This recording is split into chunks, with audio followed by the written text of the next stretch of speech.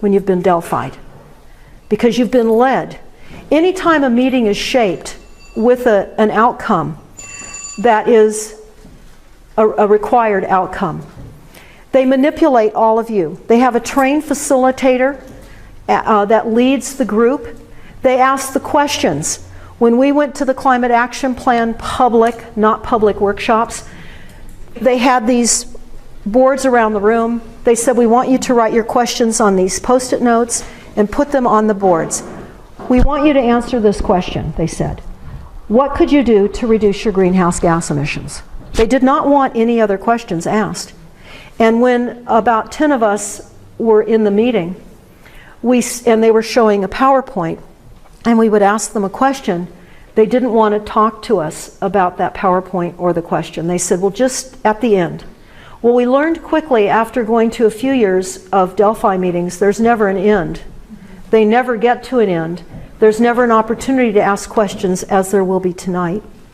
Because again, the RAND Corporation set up this meeting style to run the corporate structure of the globe. This is a corporate meeting style. And it is important to understand that. They've mastered the control of us at meetings. And we leave disturbed and frustrated. It doesn't matter what meeting we go to. We can go to school meetings. We can go to place them. Also, it's going to require the replacement of all of your heat and air conditioning equipment if it's gas. Any bathroom fans, anything at all that plugs into an outlet in your home must be ENERGY STAR rated. They're going to have in-home energy audits, and this is the part I love the best. The Department of Energy a few weeks ago announced that they're training energy audit assessors that will sweep through our communities and knock on your door and ask for an energy audit. In fact, many of you already may have been contacted by PG&E that's offering free energy audits. Don't let them in your house. So, what does that mean when they come into your house? Well, it means that they're going to have a scorecard between 1 and 10. 1 being inefficient and 10 being efficient. They're going to use your zip code. They're going to use the square footage of your home and the information that you gave on your census on how many people occupy that square footage. That's all going to be determined on the sustainable use of your home. They're going to bring in equipment. They're going to test, for example, the lighting. If there's any air intrusion, they're going to test the windows to see if there's any leakage. Now, some of this is not a bad thing. Some of us might want to know how we can upgrade things in our house, and that's fine. Weather stripping. But they're going to require possible increased insulation in your roofs and in your walls. They're going to require down the road that you paint your roofs white, and that you have all of the required appliances. And you're going to be written up. You're going to be on a massive data bank. And they're going to require that you implement all of this. But not to worry. They've arranged for loans, green loans. They're going to, well, I wanted to show you this. I'm getting to the loans. But this is actually a sign in part on the 101 freeway at the IKEA dealership. And the top of that sign says, "Kiss your gas goodbye." So that gave us the idea that we can all kiss our gas goodbye, because the ENERGY STAR appliances are eliminating gas appliances and gas equipment. In fact, we made some calls to some of the local appliance dealerships to ask them if they knew that they were going to have to quickly sell all of their gas appliances, and if they knew about these climate action plans. They said they didn't know about these plans, but they didn't believe it. And it's written in the plan. All they have to do is go and look on the Santa Rosa City website and pull the plan. That's the problem. We don't believe what the plans tell us. And we need to start paying attention because this is happening. And we need to know how we can fend off what we see happening. These are the opportunity for you to get financing for your required retrofits. If you do not retrofit your home, you are in violation of energy codes. They're bringing in additional assessors for energy audits and code enforcement. Now, there will be different levels of target dates for implementing these plans, and they're going to become more stringent. Santa Rosa's first target date is at the end of 2015. The United Nations first target date is 2020. And the next target date is 2035. And the final target date is 2050. I'm going to get to that in a minute. 2050. They don't want too much greenhouse gas emissions. But they're going to give you loans. They're going to be simple interest of 7% between 10 and 20 years, and they're going to be collateralized against your home. And they're going to allow tenants also to have loans. So what does that mean? Think about that. I have to actually call and find out. Because I can tell you that our tenants in Southern California were able to authorize Southern California Edison to climb onto our second-story buildings and implement black boxes on our heat and air equipment to monitor and to turn off the heat and air when they needed to save power. And when we had a repair on our heat and air equipment, that attached black box negated our warranty. And we did not know these black boxes were on our properties. But that's okay. They're going to also have green leases. They're going to have stakeholders work out green leases between tenants and landlords to help them work together for energy efficiency. So I spoke about the home invasions of the Department of Energy. You can see the full article on stopthecrime.net under the Climate Action Plan link. Again, as I explained, they will have a scorecard, and they are going to track your home. If you try to sell your home and it has any unresolved required retrofitting, that will have to happen before you close escrow. Now, again, what is the real goal of energy? Well, we found this on the U.S. Department of Energy website. This is page 83. Now, the U.S. Department of Energy is a corporation, a private corporation doing business. And I was a bit stunned when I read this. Maybe it'll affect you the same way. At first, I had to read it, and I had to read it again. Because the real goal of energy use is aiming for zero. They say this is the ultimate goal. It's not to use energy. The most efficient energy is energy we do not generate. This is not a technology, it's a behavior modification, or learning to live in a new reality. If any of you have seen the Hunger Games, we're heading towards the real Hunger Games. That's what we're heading for. And this is right out of the Incorporated Department of Energy's website. They are doing business. They are a private corporation, and they do not serve any of us.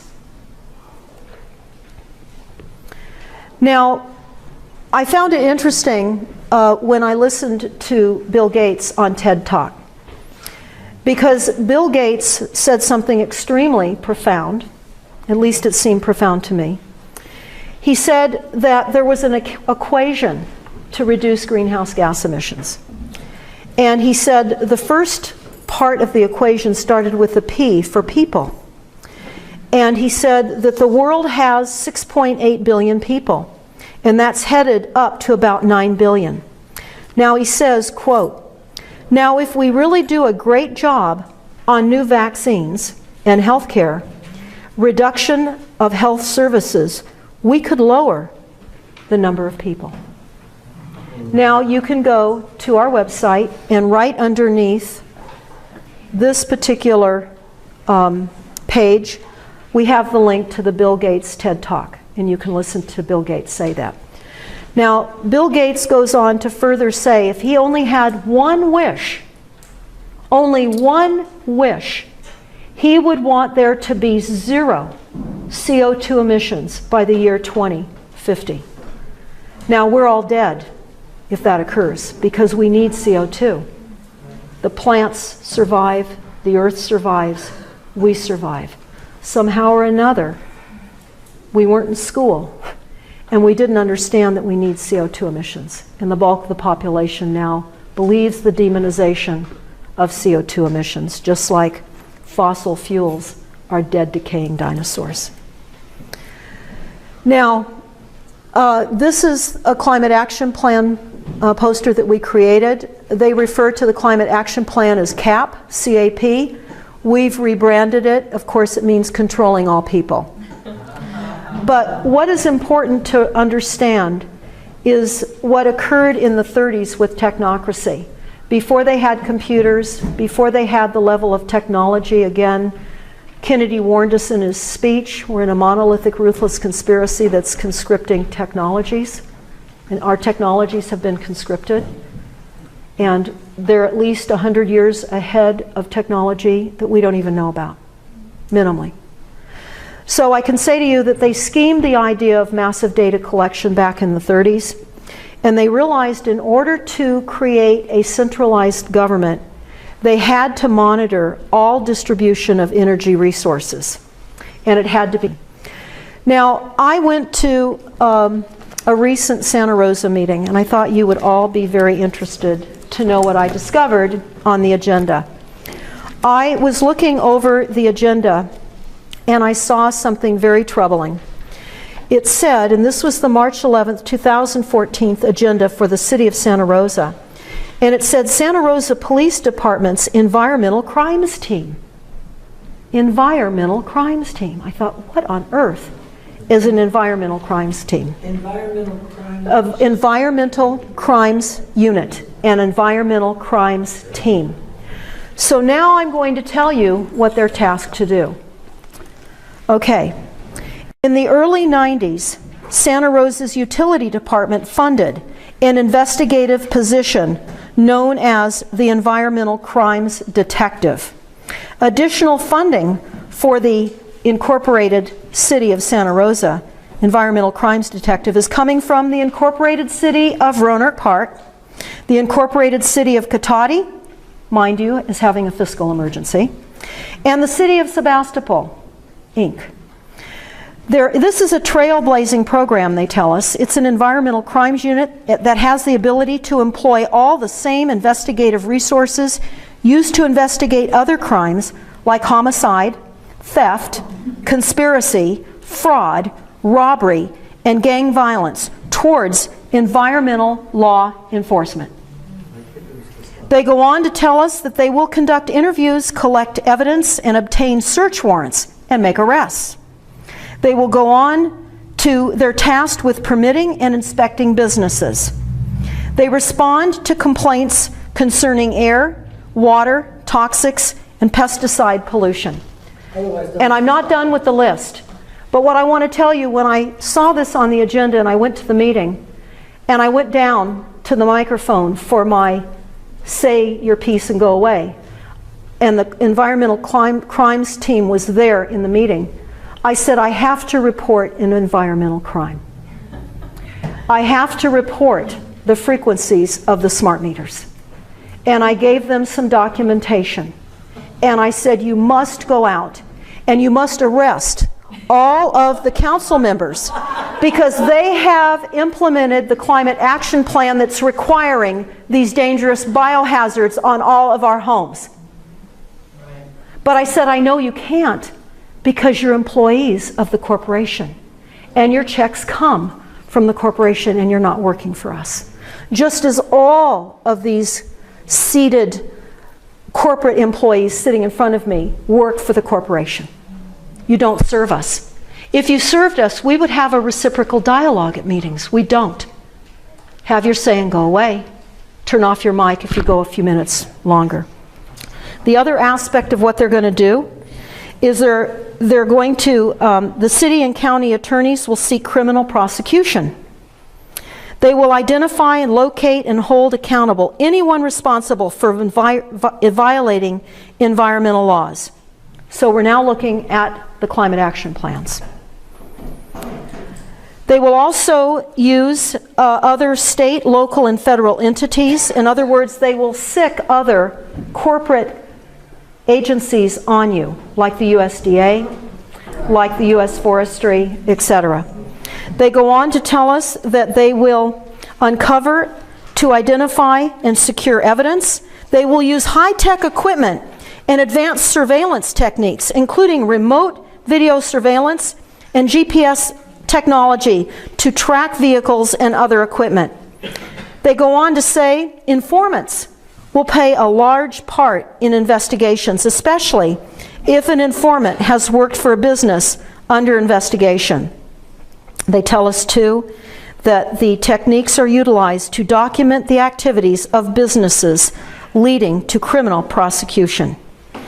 And then they say how they're going to work with the EPA